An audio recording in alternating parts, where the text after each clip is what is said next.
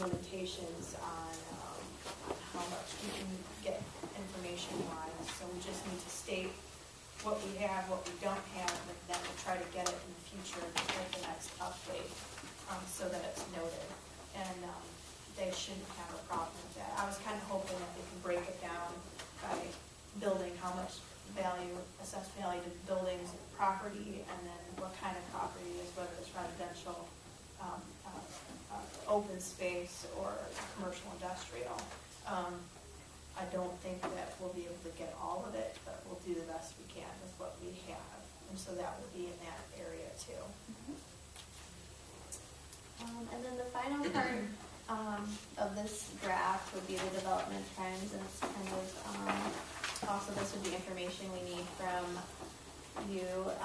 Any proposed subdivisions, we could add proposed developments of large businesses or industry areas, and if there's any, we'll probably also pull the future land use from comprehensive plans too.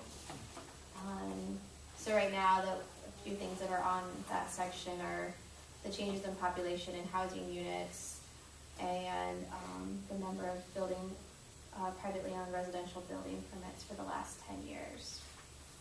So there'll be more added to this. And then also individual jurisdiction profiles. Yeah, that will be in section. In that section as well.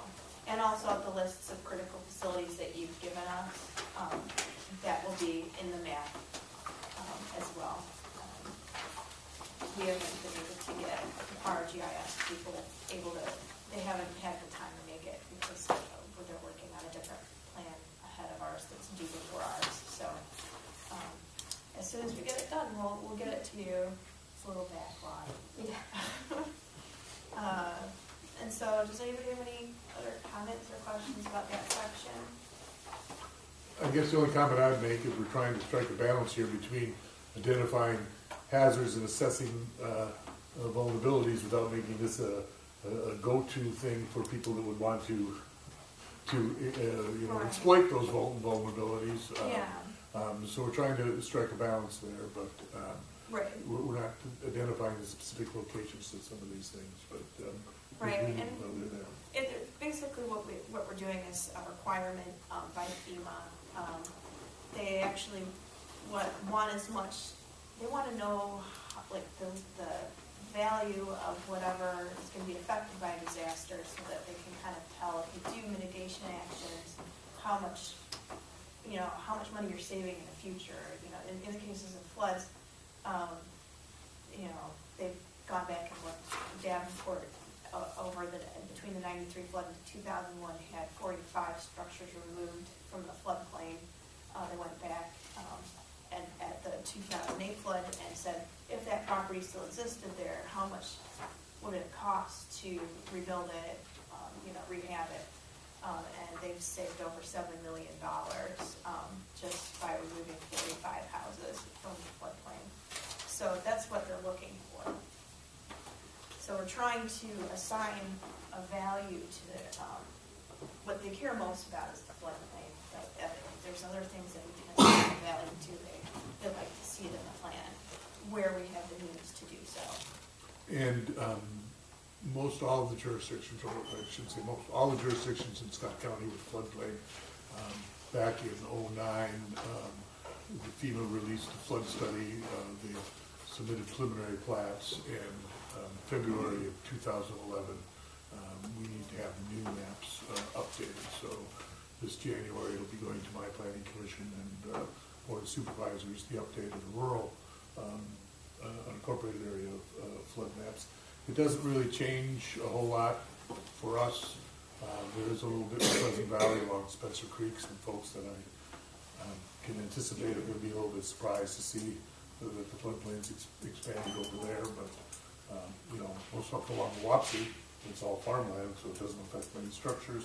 And then the river is the river, and the floodplain along the Mississippi isn't much in my jurisdiction. It's mostly Buffalo, Davenport, and Bettendorf and LeClaire, but I don't believe that's changed a whole lot either. And I have to talk to the people at the Iowa DNR that do the National Flood Insurance Program, which, if you're not aware of what it is, if you join the National Flood Insurance Program, even can, your residents are eligible to get flood insurance then. So, and you might think you might not want it, but flash flooding is also included under that flood insurance. It's not just river flooding.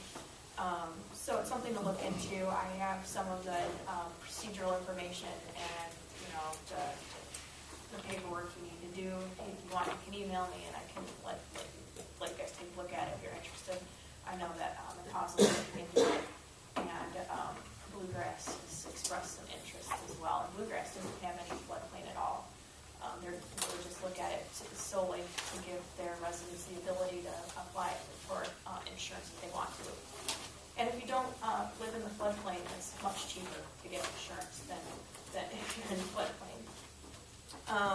Also, Megan and I and one of our colleagues went to an informational session on something that's a joint effort between the USDA, the Iowa DNR, and the Iowa DOT.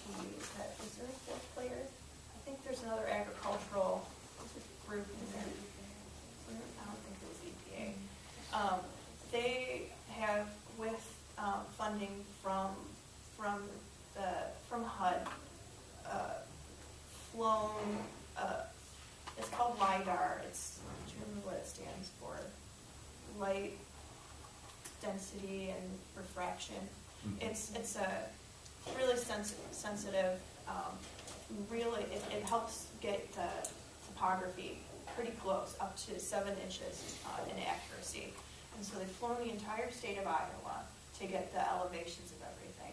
And they're going to be putting together flood work maps. Basically, they're going to take the calculations that have existed in the past to figure out where something will flood and put it into this new system with the more accurate topography. Because right now, they're probably 10-foot contours, so that means that you have a variability of 5 feet. So they're not very accurate. So they're looking to get more accurate maps, and then eventually, in the long run, they're hoping to submit them to FEMA to become floodplain maps for the flood insurance rate maps. That would be several years down the way. They're looking at releasing the work maps for informational purposes only in 2013 mostly. They're working by watersheds, so part of the county will be 2012 and part of it will be 2013. They're doing 2011 as well. They started to 2011, but that's not our area. Right. So that's the last section.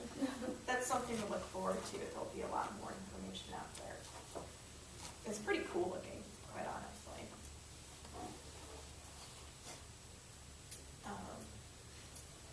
Any questions about that? Kind of went off topic a little bit, but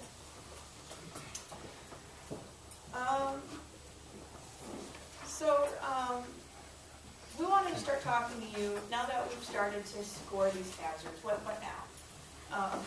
We'll be starting to put together the goals of the plan. What do you want to mitigate? So we're kind of looking at it as a tree. I'm going to give you a handout. Where's your handout for it?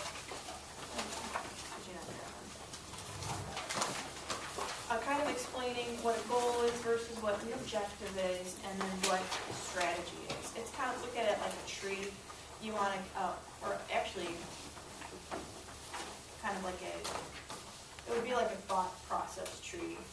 So you have one broad idea, and then you get more specific as you go down. So a goal helps guide the selection of activities to mitigate and reduce potential losses.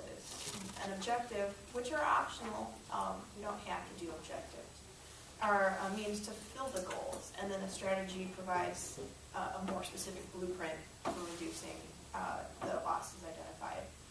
So we've given you, hopefully it's not too small, you can read it. If not, we can get you a bigger paper to read it.